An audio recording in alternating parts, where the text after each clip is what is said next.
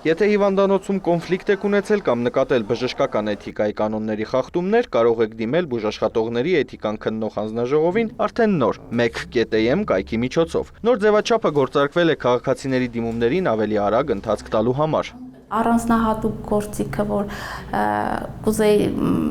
որի մասին կուզեի խոսել, դա առցանց դիմում ներկայացնելու հնարավորությունն է։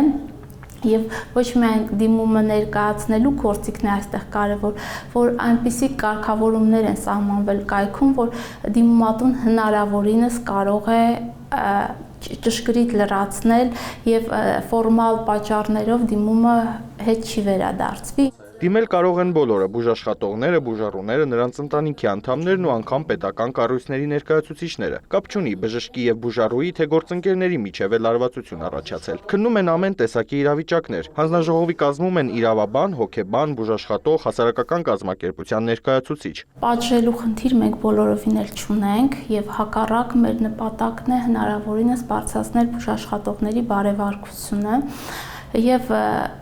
ինչ որտեղ նույնիսկ կարծում եմ մեր հանձնաժողովը այլ գործառույթ ունի, այդ թվում նաև պաշտպանելու բուժաշխատողներին։ Կան դեպքեր, որոնք հանձնաժողովի քննության առարկա չեն։ Օրինակ, բժշկական գաղտնիքի հրապարակումը, որը քրեորեն պատժելի արարք է։ Նման դիմումներ ստանալիս մասնագետները քաղաքացիներին ուղղորդում են համապատասխան պատկան մարմիններ։ Մարդիկ